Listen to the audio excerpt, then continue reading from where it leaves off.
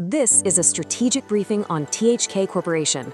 Our purpose here is to analyze an entity that functions as the unseen, yet absolutely essential, physical operating system for the entire global industrial apparatus. The objective is to dissect the physics of its dominance and, as a consequence, its profound implications for capital allocation. So let us begin with a question. Consider three titans of modern industry. ASML, which is the gatekeeper of semiconductor fabrication.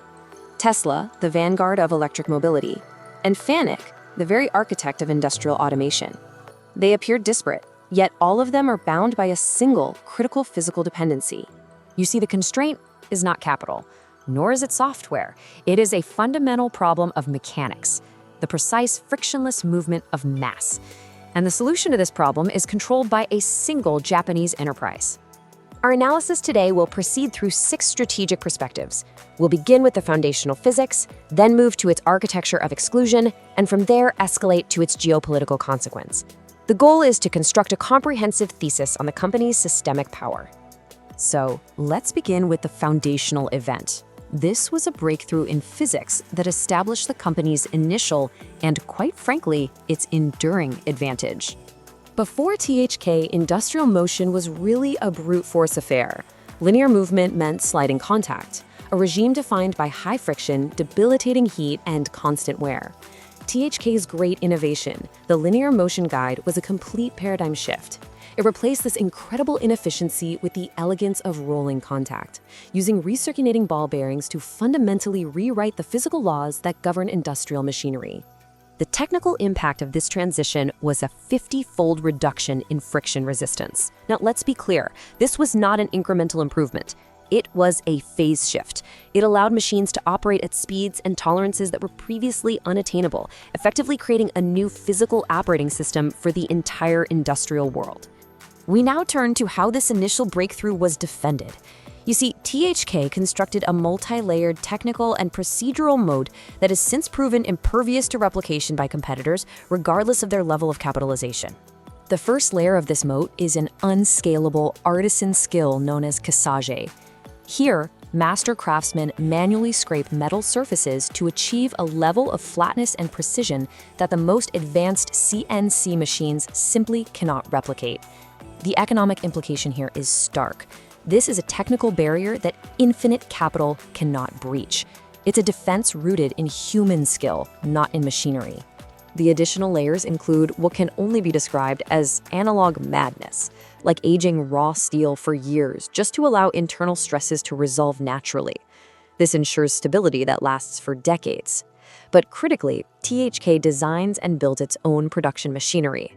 This vertical integration creates a closed-loop system of escalating precision.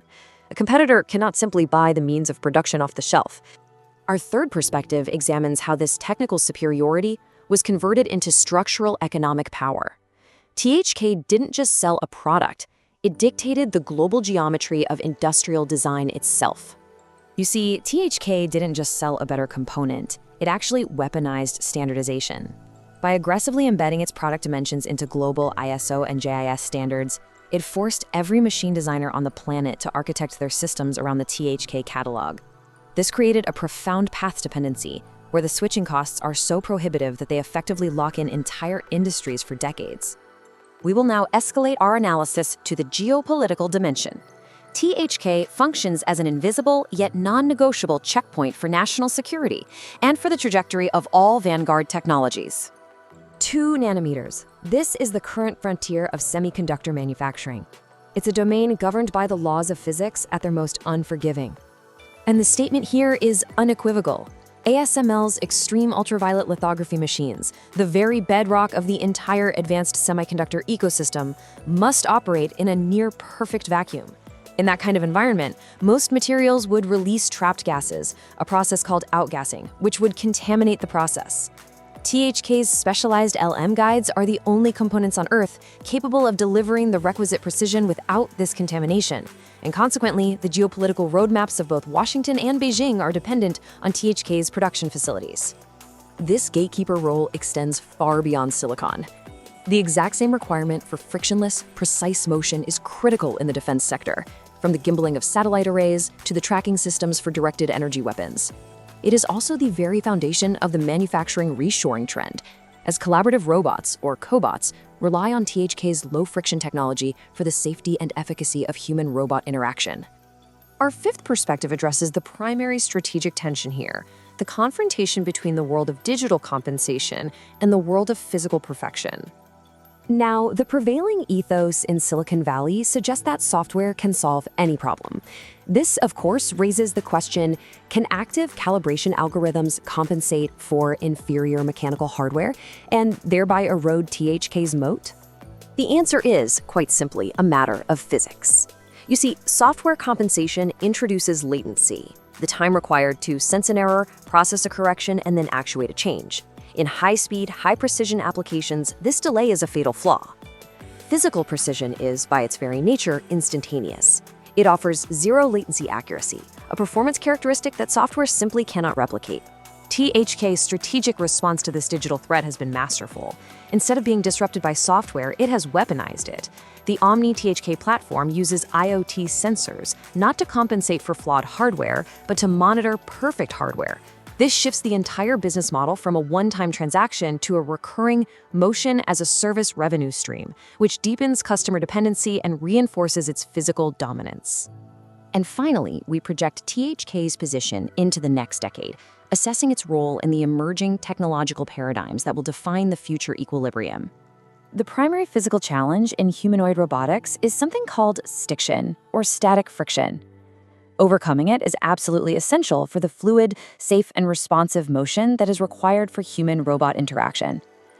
THK's core competency provides what can be termed the proprioceptive layer for the physical embodiment of the AI revolution.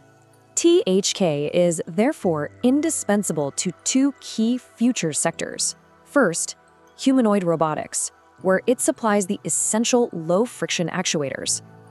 And second, the energy transition, where the manufacturing of solid-state batteries presents a paradox of extreme pressure and submicron precision that only THK hardware can resolve.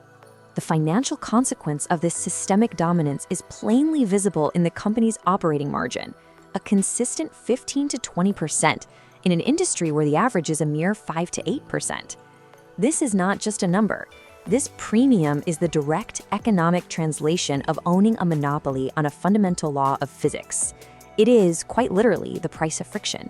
So, our final assessment is this. In a market environment that is fixated on the intangible and the ephemeral nature of code, THK represents the final, unassailable sanctuary of physical law. The ultimate barrier to entry is not capital or intellectual property, but physics itself. And on that terrain, THK remains the undisputed sovereign.